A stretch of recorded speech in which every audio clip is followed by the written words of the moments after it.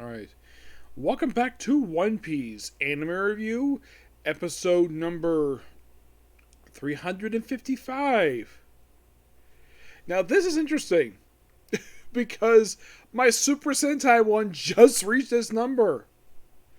Just by sheer coincidence. Yes, my Super Sentai just happened to reach this very number just today. And now One Piece is basically going to do that. And as of right now, One Piece and Super Sentai with this very video is tied for the second longest video review series I have ever done. Though Super Sentai is going to surpass that anyways. No problem. It's going to surpass that like today. No problem. Yeah, who would have thought though that I would have two videos for 355 release today of all days? It just by sheer coincidence. It just happened to be like that. Sentai, of course, will reach 360 before this one will. This one will reach 360 probably for a release for a month.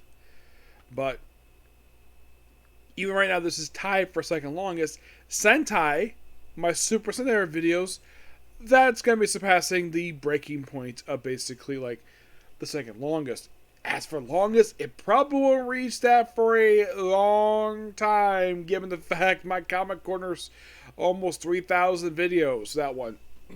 Alright, so, this particular episode, there's no new manga this week. The manga took a week off, which, not particularly surprised about that. So, we're here discussing episode number... Well, basically, it's 111. The second Ohara, the Mastermind Ambition. This adapts the entirety of chapter 1078. So, the various locations. Well, first we start with, looks like, I think it's like Robin, Jinbei, and Lilith.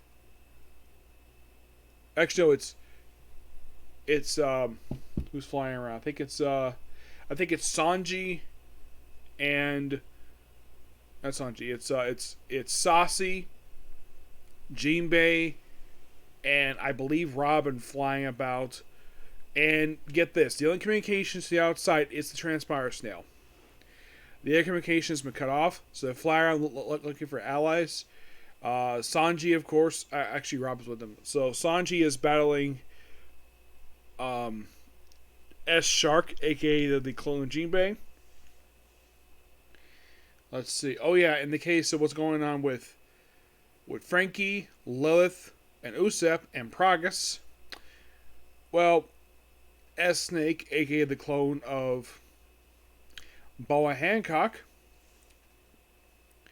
is like Jinbei is like intimidating her, and then she hears Pragus walking away.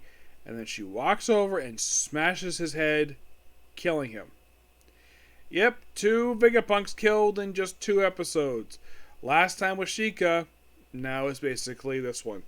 So, I'll get to who's responsible for shooting Sheikah in just a minute. So, and then we see Luffy, Zoro, Kaku, and Rob Lucci still taking on S Hawk and S Bear. Which, of course, it goes for a little while, and all of a sudden and then, of course, the Hawkeye one disappears, so Zoro and Kaku go look at him. Luffy calls him Usopp because of the nose, which, yeah, he did the same thing in Water 7, you call him Usopp. Yes, I don't know why that now he questions it, given the fact he called him that back in that particular arc. The other reason why I think he's Usopp, the nose, except that Kaku's nose is rectangular, well, it's more square-like, while in the case of Usopp's, his is more round, like Pinocchio. So, by the way, he gets the nose from his mom, but he physically looks a lot like his dad. Yeah. So, excuse me. So, what else? Oh, Brooke is going to look at everybody else, and the S Shark is taking on Sanji. Meanwhile, though, we find out who shot Sika.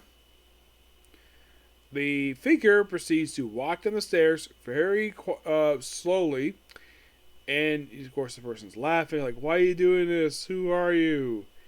And then the person opens the door, and then takes off the cloak to reveal it's York. I kind of suspect this, given the fact I read the manga. And the reason why she did this, she wants to become a celestial dragon. Yep. Now, how the heck this happened?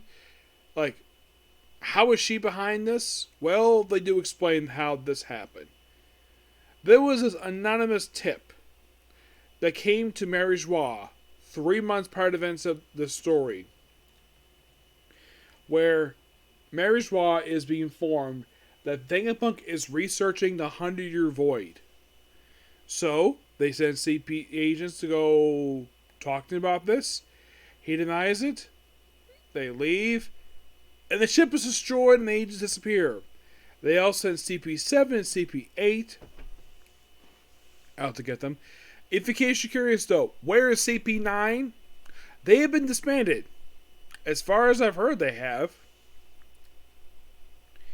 Yes, as of currently, though they revealed, oh yeah, we sent CP9 here. Excuse me, CP0, but yeah, CP9, yeah, they've long since disbanded. Mm-hmm.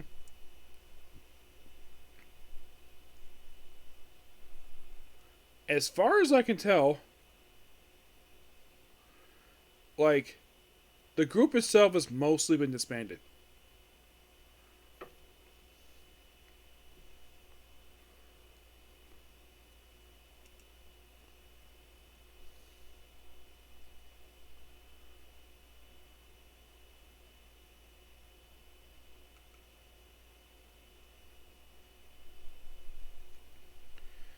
Well, the ones we see in the series, Kaku and Rabalucci joined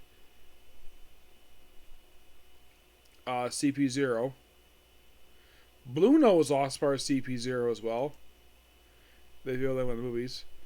Commodore.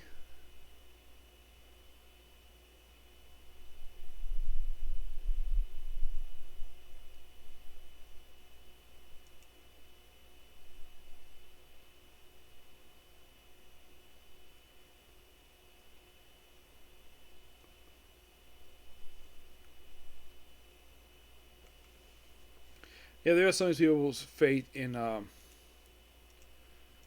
like, the thing is, they basically don't reveal exactly what some of these characters are up to after the group disbanded, mostly.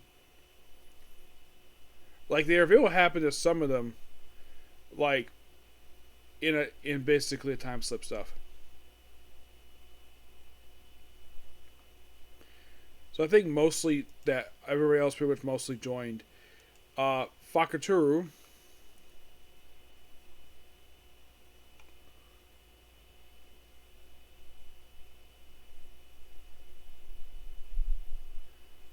Okay, yeah. Pretty much everyone became a member of CP0. Except for Nero. He did not. Nope.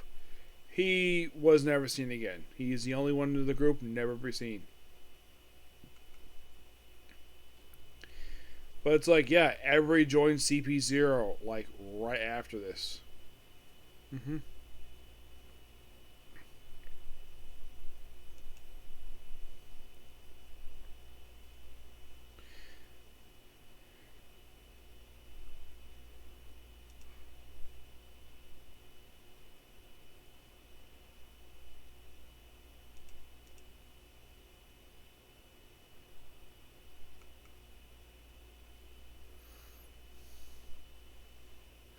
Yeah, so pretty much basically like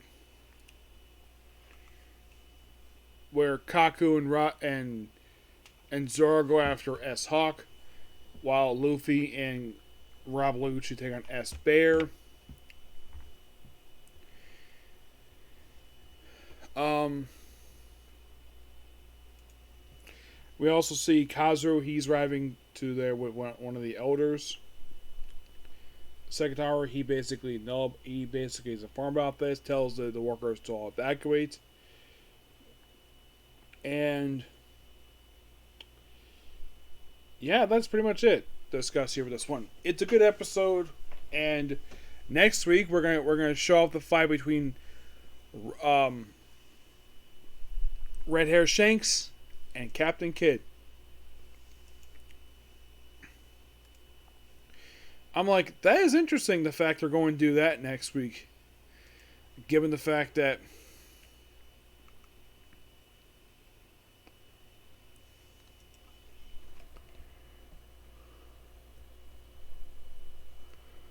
well,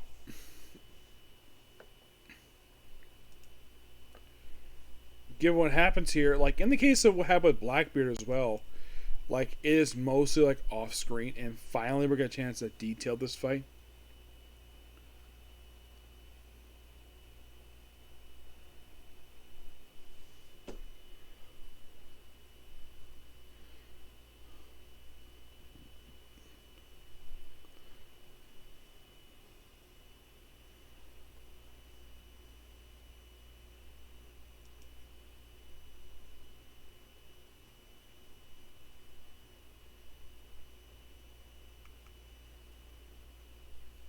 So yeah, it only been just a couple episodes since well, yeah, last time that Shanks was seen was back in episode 1109, just a couple episodes ago, and now we're gonna wrap this one up. So it's been 3 episodes since then. Yes. So we'll continue off a cliffhanger from 2 episodes back. Now that's not the fault of the anime. They're trying their best to follow the manga, but this is the second episode in a row they kind of adapt the whole entire chapter. Yeah, I found that quite interesting. Yeah, the fact that we have a whole chapter adapted. Like, you probably think, was it like that last week? Yes. Yes, indeed. Well, kind of yes.